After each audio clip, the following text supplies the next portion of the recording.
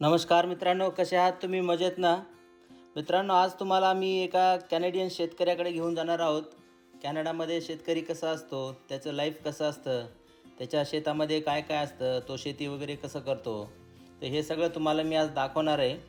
तर हा व्हिडिओ पण सप्टेंबर 2024मधला आहे. मुलांना आम्ही शाळेमधनं पिकअप केलं आणि डायरेक्ट आम्ही त्या शेतकऱ्याकडे निघालो आहोत.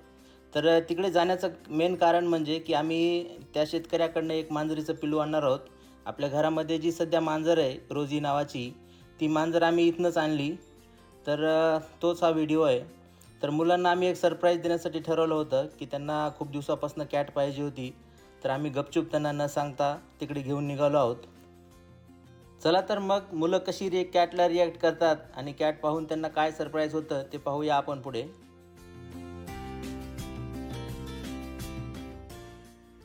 हे जे शेतकऱ्याचं फार्म आहे मित्रांनो, हे आपल्या घरापासून एक 20 किलोमीटर अंतरावरती आहे. तर जायला आपल्याला एक 15-20 मिनिट लागतील. जर तुम्ही कॅनडामध्ये कधी येणार असाल मित्रांनो, तर best time of the year असतो एक जूनपासनं ते सप्टेंबर-ऑक्टोबरपर्यंत. कारण त्या पिरियडमध्ये बर्फ वगैरे नसतो, वातावरण सगळं क्लिअर असतं. तर आपण जास्तीत जास्त फिरू शकतो. आणि जर तुम्हाला बर्फ पाहायचा असेल आणि थंडी आवडत असेल, तर मग तुम्ही डिसेंबरपासनं मार्च या पिरियडमध्ये येऊ शकता.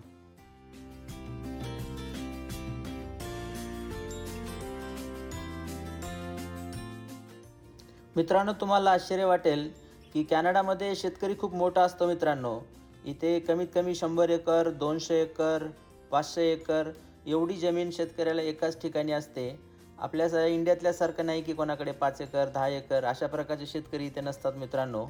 आणि मोस्टली इथे जे शेती चालते ती असते सोयाबीन, गहू, मका या प्रकारचे इकडे पिकं घेतात.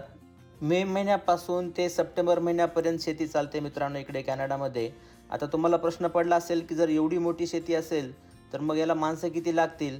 पण हे सगळं काही मशीनच्या साहाय्याने चालतं मित्रांनो. 100 एकर शेती, 200 एकर शेती 1 किंवा 2च माणसं करतात. तर आपण आता फार्ममध्ये आलेलो आहोत मित्रांनो. आणि मुलांना आणखीनही माहीत नाही की इथे ते आपण कशासाठी आलेलो आहोत. तर बघा नेचर किती छान आहे. खूप मोठा फार्म आहे. या शेतकऱ्याची पण 100 एकर शेती आहे. तर या फार्ममध्ये मित्रांनो वातावरण एकदम शांत आणि मन प्रसन्न होतं. शहरामधली गर्दी किंवा धूळ, आवाज वगैरे असं काहीच नव्हतं. तर असं नेचरमध्ये आल्याच्या नंतर माणसाला खूप शांत आणि मन प्रसन्न होतं. मित्रांनो, शेतकरी कुटुंबामध्ये जन्म झाल्यामुळे माझं बालपण हे सगळं शेतीमध्येच गेलं. त्याच्यामुळे मला फार्म लाईफ खूप आवडतं. या फार्मच्या एंट्रीलाच मित्रांनो आम्हाला असे मोठे मोठे बदक दिसले आणि कोंबडी पण होत्या. कोंबडीचे पण काही पिल्ले वगैरे होते. बघा, सरप्राईज! आम्ही तुम्हाला किटन घेण्यासाठी आणलं इथं. येस! धनुष आणि रियांशला जेव्हा समजलं की आपण इथे मांजरीचं पिल्लू घेण्यासाठी आलेलो आहोत, तर दोघांना पण खूप आनंद झाला. ते मांजरीचं पिल्लू घेण्याचं मेन कारण म्हणजे काय मित्रांनो, मुलं सारखी मोबाईलवरती खेळत होती आणि त्यांना त्याच्यापासून थोडंसं दूर करण्यासाठी, तर वेगळा टाईमपास होण्यासाठी आम्ही मांजर घेण्याचं ठरवलं होतं. Hi, how are you? Good, how are you? Good. It was a surprise for the kids. Oh, for the kids? Yeah, Let me look at it. Yeah, we didn't Where tell. are you from? Hamilton? Cambridge. Oh, right in Cambridge? Yes. Not too far. Yes, yes. So this is your farm here? Yes, Wow, how big is your farm? 100 acres. 100 acres. I live here by myself, my sister. तर मित्रांनो, हे आहेत Lawrence. तर ते म्हणतायत की ही 100 acre शेती ते स्वतः आणि त्यांची बहीण असं दोघं मिळून करतात. विचार करा मित्रांनो, हा जवळपास 70 वर्षाचा माणूस आहे आणि 100 एकर शेती हे दोघं जण कसं करत असतील. तर कॅनडामध्ये सर्व काही मशीननी चालतं मित्रांनो. मोस्ट ऑफ द थिंग्स या मशीनवरतीच होतात. तर मित्रांनो, हा माणूस 100 एकर शेतीचा मालक आहे आणि याची शेती सिटीच्या खूप जवळ आहे, एक 20 किलोमीटर अंतरावरती. आणि एवढी मोठी शेती असून या माणसाचं लग्न झालेलं नाही मित्रांनो. तर हे लॉरेन्स सांगताय की त्यांची एक गर्लफ्रेंड होती आणि तिला शेती काही आवडली नाही आणि त्याच्यामुळे ती मला सोडून गेली असं ते सांगत आहेत. तर विचार करा मित्रांनो, इंडियामध्ये जर कोणाला 4-5 एकर जरी शेती असेल तर त्याला इझिली बायको मिळून जाते. पण कॅनडामध्ये बघा 100 एकर शेती असूनसुद्धा याला काही मुलगी भेटली नाही. तर याचं मेन कारण म्हणजे काय मित्रांनो, की कॅनडामध्ये जो नात्यामधला जो जिव्हाळा आहे, जो गोडवा आहे, तो आपल्या इंडियासारखा नसतो. त्याच्यामुळे हे लोकांना अशी परिस्थिती येते. या लॉरेन्सचा स्वभाव मित्रांनो अतिशय मनमोकळा आणि फ्रँकली होता. तर आम्ही सहज म्हणलं इकडे काय आहे तिकडे काय आहे त्याला विचारलं, तर त्यांनी आम्हाला याच्या शेडमध्ये घेऊन आला. तर या शेडमध्ये त्यांनी असे वेगवेगळ्या प्रकारचे जे शेतीचे अवजारं वगैरे आहेत काय आहेत ते त्यांनी ठेवले होते. आणि त्याच्याकडे मांजरी खूप होत्या, तर त्या सगळ्या मांजरी पण इकडे तिकडे लपलेल्या होत्या. आणि दुसरं म्हणजे या शेडमध्येच त्यांनी असे कोंबड्यांचं असं खुराडा केल्यासारखं होतं.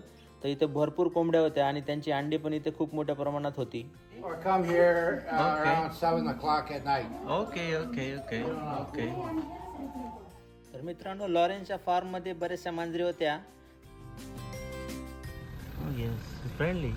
How old is this one is? She was born this spring. Oh. She's very friendly. तर मित्रांनो, अशा प्रकारे आम्ही रोजीला या फार्ममधनं घेतलं. रोजीला जेव्हा आम्ही घेतलं तेव्हा ती 1.5 ते 2 महिन्याचीच होती. तर मित्रांनो, आम्ही रोजीला घेतल्याच्या नंतर त्या शेतकऱ्याला आम्ही विचारलं की आम्ही इकडे तिकडे फिरून थोडंसं पाहू शकतो का. तर तो म्हणला काही हरकत नाही, तुम्ही फिरा. तर आम्ही थोडंसं इकडे पुढे आल्याच्या नंतर मित्रांनो, इकडे आम्हाला गायी दिसल्या. अशा खूप मोठ्या प्रमाणामध्ये मोठ्या मोठ्या साईजच्या इकडे गायी होत्या. एक 40-50च्या पेक्षा जास्त गायी असतील. तर अशा गायीचा पण त्याच्याकडे मोठा गोठा होता. तर कदाचित या गायी तो दुधासाठी वगैरे वापरत असेल, दूध वगैरे काढण्यासाठी. तर कॅनडामध्ये अशा गायी पण खूप असतात मित्रांनो, ज्या दूध देतात आणि तेच दूध मग लोकांना जातं.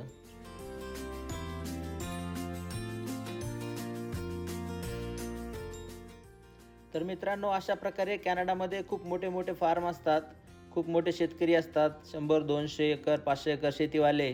त्यावेळेस मी जास्त ब्लॉगिंग करत नव्हतो मित्रांनो. आता पुढचा जो सीझन येणार आहे शेतीचा, जेव्हा एप्रिलपासनं किंवा मेपासनं जेव्हा शेती चालू होईल, त्यावेळेस मी तुम्हाला सेपरेट काही असे डिटेलमध्ये व्हिडिओ बनवतो.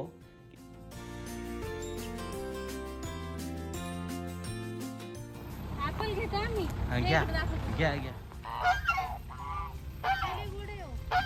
मित्रांनो, या फार्ममधले कोंबडे इतके मोठे मोठे होते, मला वाटतं एक साधारण 5-7 किलोचं तरी एक एक कोंबडा असेल. हे येतं काय फीचर्स येतं स्मॉल गोड आहे? प्लम प्लम गोड आहे. लय गोड आहे. आम्ही निघते वेळेस शिल्पाला एक प्लमचं झाड दिसलं मित्रांनो, आणि त्याला भरपूर असे प्लम्स लागले होते. तर हे प्लम्स कसे असतात, आपल्या बोरासारखे असतात, थोडेसे आंबूस आंबूस असे. तर आम्ही लॉरेन्सला विचारलं आम्ही घ्यावं का वगैरे म्हणून. तर तो म्हणला घ्या, इकडे आम्ही इकडे खात वगैरे कोणी नाही. तर आम्ही मग काय केलं, त्या झाडाचे असे छान छान प्लम्स भरपूर घेतले.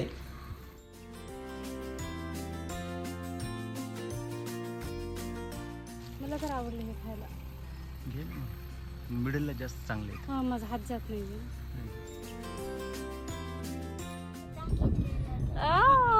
आणि कॅट बघून कसं वाटलं? हॅपी का धनुष? तुमचा फर्स्ट पेट मग कॅट? फर्स्ट पेट नाही. धनुष कलर आवडला? तिच्या आईज कसे आहेत? ब्ल्यू आहेत का? हा. धनुष झोप किती चाललाय? तुझ्या रूम मध्येच राहणार आता? हा. नाव काय ठेवणार?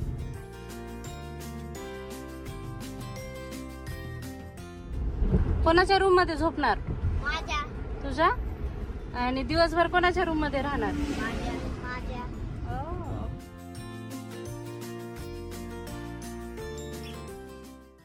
तर मित्रांनो, अशा प्रकारे आम्ही रोजीला घेऊन आता घरी आलेलो आहोत. तर रोजीला आपण फार्ममधून आणलं होतं, आणि फार्ममधून आणल्यामुळे तिच्या अंगाला थोडंसं असं चिखल माती वगैरे लागलं होतं. त्याच्यामुळे आम्ही काय ठरवलं की तिला आता थोडंसं आंघोळ वगैरे घालायची म्हणून. तर ही होती रोजीची फर्स्ट एंट्री घरामध्ये. डोळे क्लीन झाले का? हो वाव, आता छान झाले बघा ते. बाहुबली आहे आपला.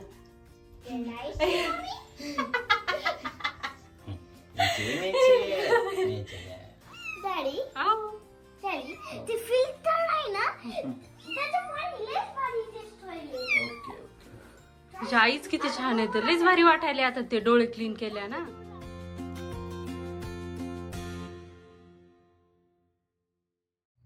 तर मित्रांनो, रोजीला आंघोळ घातल्याच्या नंतर आम्ही थोडंसं घराच्या पाठीमागे नेलं तिला उन्हामध्ये, त्याच्यामुळे ती लवकर ड्राय वगैरे होईल म्हणून. मोस्ट ॲग्रेसिव्ह तिच्यापेक्षा जास्त मी घाबरायले. ती एवढू सासू तुझ्या ड्रेसला मॅच व्हायला तिचा मॅचिंग कलर. झालं बघा घेऊ का? Mummy I want to sit on my lap now. चला तर मित्रांनो, मग पुन्हा भेटूया पुढच्या व्हिडिओमध्ये.